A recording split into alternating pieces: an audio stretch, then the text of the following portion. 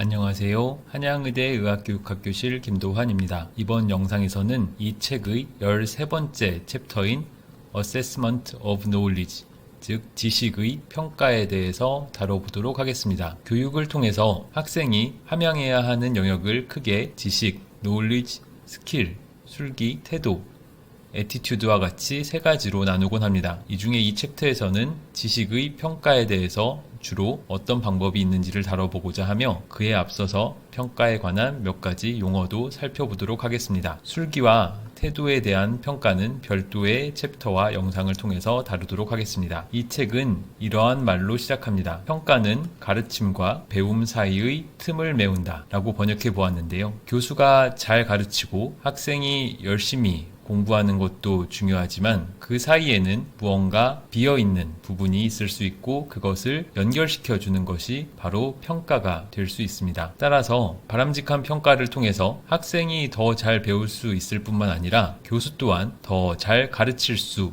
있도록 평가를 활용하는 것이 중요합니다. 이러한 관점에서 학습자의 성과를 평가하는 이유는 교수와 학생 모두의 측면에서 몇 가지로 나눠서 설명해 볼 수 있습니다. 가장 흔히 생각해 볼 수 있는 이유로는 진급이나 선발을 위한 성적 또는 순위를 결정하는 것입니다. 학생들에게는 과목이나 학기가 끝나면 성적이 나가게 되고 그러한 성적을 바탕으로 진급이나 유급 결정이 내려집니다. 또는 한정된 자리를 두고 경쟁하는 선발의 경우에는 절대적인 점수보다 상대적인 순위를 결정하는 것이 더 중요할 수도 있습니다. 성과를 평가하는 이유로 이러한 중대한 결정을 하는 것도 있지만 또 다른 이유에는 시간에 따라 이 학생이 어떻게 변화해 나가고 있는지, 어떻게 성장해 나가고 있는지를 측정하는 것도 될 수 있습니다. 어떤 학생은 아주 빠른 속도로 지속적으로 성장해 나갈 것이고 어떤 학생은 빠르게 성장하다가 그 성장이 혹은 변화가 더뎌질 수도 있고 반대로 어떤 학생은 더디게 성장하는 듯 하다가 어느 순간 더 빠르게 나아지는 모습을 보여줄 수도 있습니다. 이러한 식으로 학생이 어느 시점에서 잘 배워나가고 있고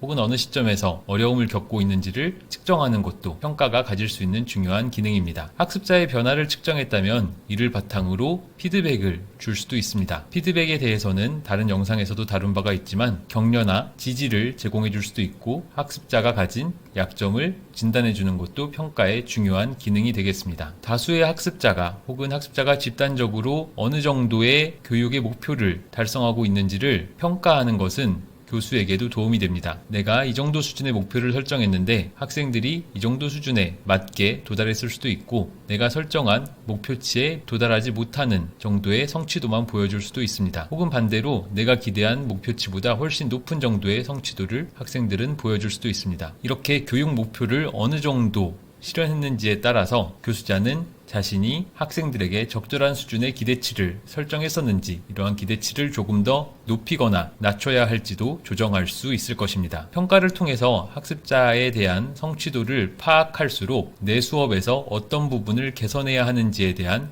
영역을 알게 될 것이고 이런 개별 교수들의 수업 개선 영역이 모인다면 조금 더 넓은 관점에서 새로운 교육과정 개발의 평가 결과를 적극적으로 활용할 수도 있을 것입니다. 평가 결과는 이처럼 학습자나 교수자 수준에서 중요할 뿐만 아니라 이러한 평가를 하고 있다는 것 자체가 의과대학을 바라보는 외부의 대중이나 각종 유관기관에게 의과대학이 어느 정도의 퀄리티의 교육을 하고 있는지를 입증하는 근거 자료가 될 수도 있습니다. 다르게 말해서 의과대학에서 의사를 양성하는 과정에서 시행하고 있는 평가의 수준이나 평가에 따른 결과가 좋지 않다면 대중이나 외부 기관에서는 그 대학의 교육에 대해서 부정적으로 생각할 수도 있을 것입니다. 이런 식으로 쓰이는 경우가 드물긴 하지만 교수 승진을 혹은 교수의 업적 평가 차원에서 학생들의 성과를 문서화하는 방식으로 사용할 수도 있고 어떤 것에 중점을 두어 평가를 하는지 혹은 무엇을 그 의과대학에서 평가하고 있는지는 기관의 가치와 우선순위가 무엇인지 외부에 보여주거나 내부적으로 공유하는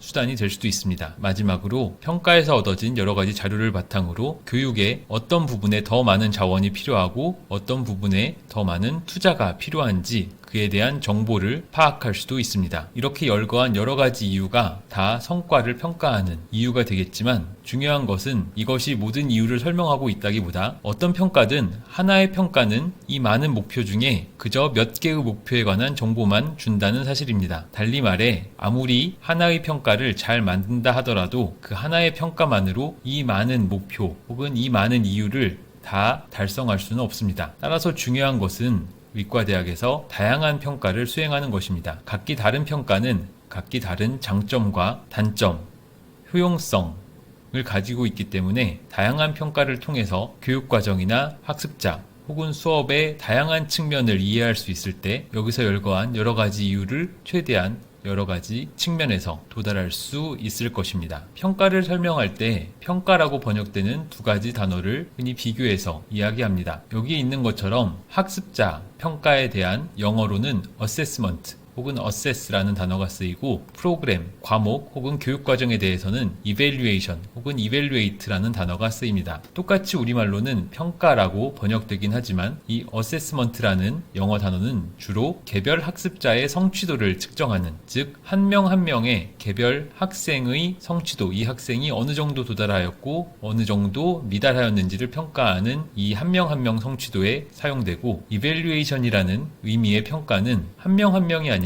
전체 과목이나 전체 교육과정 혹은 그 의과대학과 같은 기관의 성과를 측정하는 평가를 표현하는 데 사용됩니다. 다만 개별 학습자가 얼마나 잘했는지 그것의 집합이 궁극적으로는 이 과목이나 교육과정, 이 교육 프로그램이 얼마나 잘 운영되었는지를 보여줄 것입니다. 따라서 어세스먼트 의 결과는 이밸류에이션에 있어서 중요한 정보원이 됩니다. 예를 들어 여러 명의 학생들이 있는데 이 여러 명의 학생들의 성취도가 모두 매우 우수하다면 교육과정도 우수한 것이라고 판단할 수 있을 것이고, 어떤 교육과정에서 학생들의 성취도가 대체로 모두 저조한 편이라면 이 교육과정 역시 잘 운영되지 않고 있다고 판단할 가능성이 높습니다. 이러한 식으로 어세스먼트와 이밸류에이션은 우리말로는 똑같이 평가라고 번역되지만 그것이 무엇을 평가하는지, 학습자를 평가하는지 혹은 교육과정이나 교육 프로그램을 평가하는지에 따라 서로 다른 의미를 지니는 단어라는 것을 생각하면서 설명을 진행해 나가겠습니다. 이 챕터의 제목에 있는 것처럼 여기서는 주로 학습자 개개인에 대한 어세스먼트,